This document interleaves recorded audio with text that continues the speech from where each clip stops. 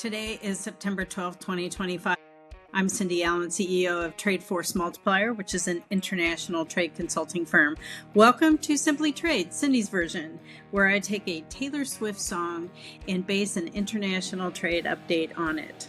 So today, I Can Do It With a Broken Heart from Taylor's Tortured Poets Department album.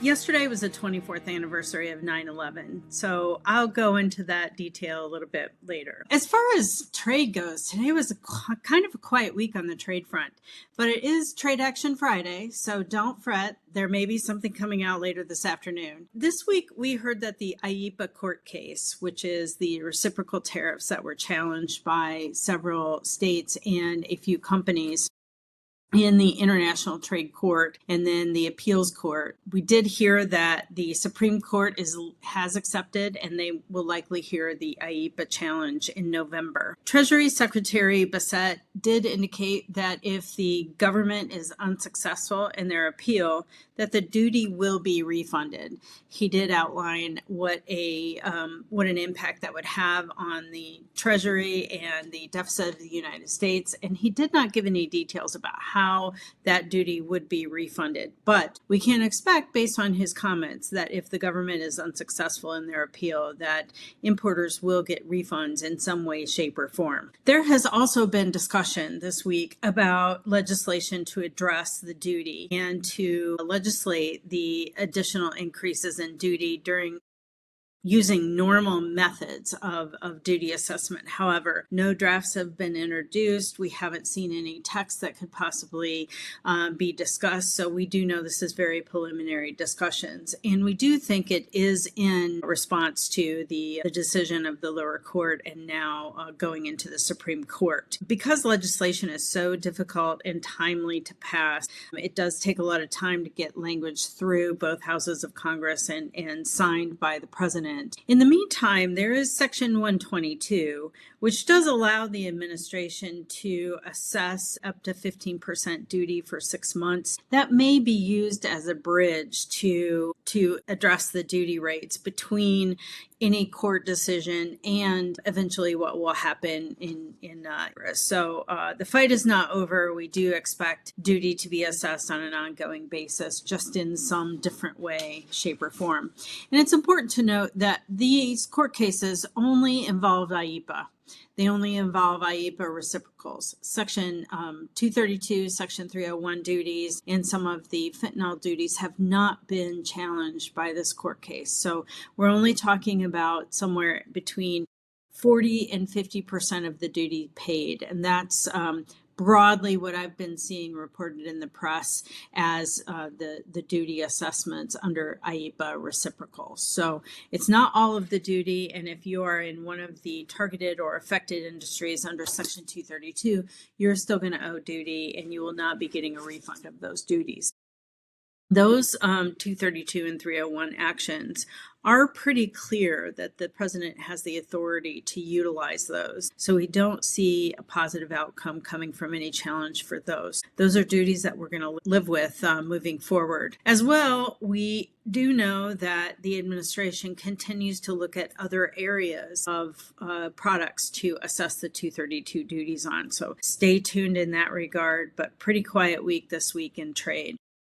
So I wanted to talk about 9/11 for several reasons. One, I had an opportunity to be with and talk with some folks who were actually in DC, less than a mile from the Pentagon when 9/11 happened. And it was really a poignant discussion about how, even to this day, they remember that they could feel the plane hitting the Pentagon and that they could smell the smoke from the fires all the way until the time that they left, that it continued, and what an impact they had on them. The government was holding trade support networks discussions, and there were about 200 individuals that had gathered in Crystal City, Virginia, very close to the Pentagon, to discuss how ACE was going to move forward. And it was a discussion with both the government and the trade folks. And remarkably, Many in the trade remember that all of the government employees' phones, their Blackberries at the time, went off at the same time, and almost all of them stood up and just left. And the session was immediately concluded, and the participants were told to stay in the hotel for their own safety because they believed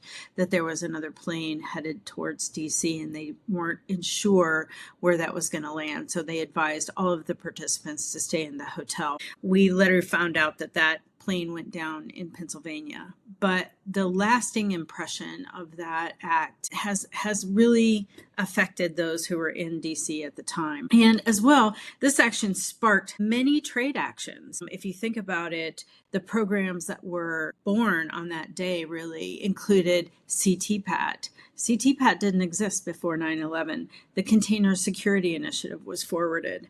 The Importer Security Filing was established after 9/11 to look at and understand what was coming in containers. There was a huge concern that a container was going to have a weapon of mass destruction on it. So importer security filing was established.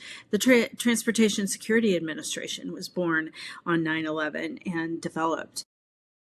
The biggest change, I think, in international trade that we can talk about is the formation of the Department of Homeland Security itself. That brought all of the security-focused agencies into one department. And that was really as a result of the 9/11 Commission that happened in the later years that identified missed opportunities in intelligence and missed opportunities to have pieces of the puzzle come together that would have given a more comprehensive picture to understand the threat that was happening.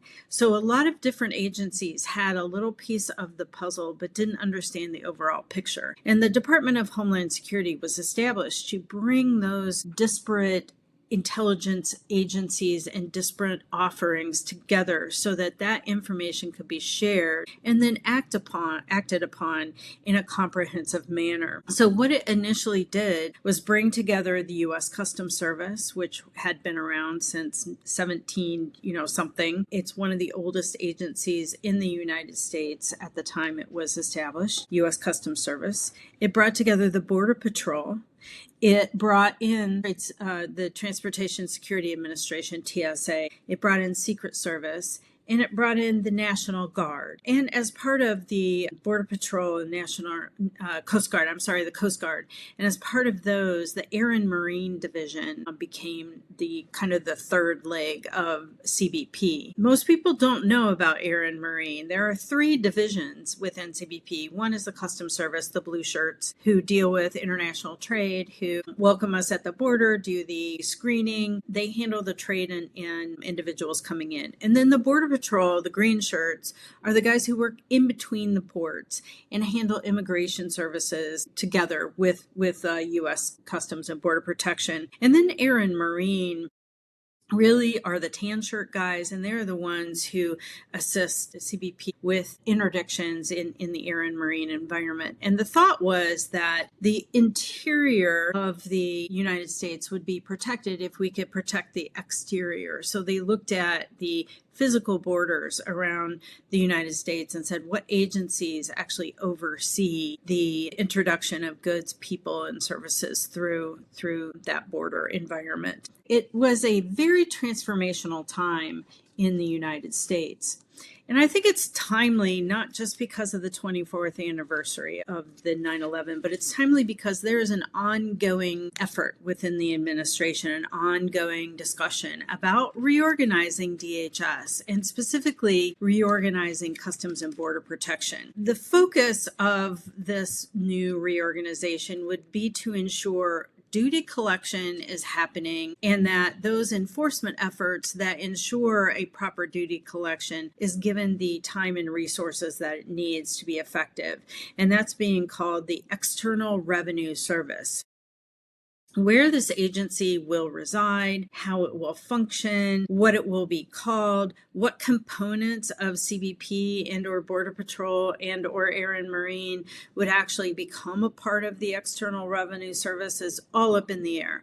There is not any set decisions that have been made, but we do know this is an ongoing discussion and that each of those agencies and the components within the agencies have been asked for their concerns, their recommendations, their input into not just should this be formed, but how it would function and how it would move forward. So lots to discuss. And for those of you who aren't aware, kind of since 9/11, justifiably, the agency focused on security. They focused on making sure that border was tight and that the United States citizens were protected. And there was great support for that in the years after 9/11. There is still support for that main goal. But what we've seen over the past 10 or so years is that when a commissioner comes into customs, 90% of his time is focused on Border Patrol. And that has left only 10% of the leadership time really dedicated to trade. They continue to communicate that trade is important, that they support it, and we have seen that.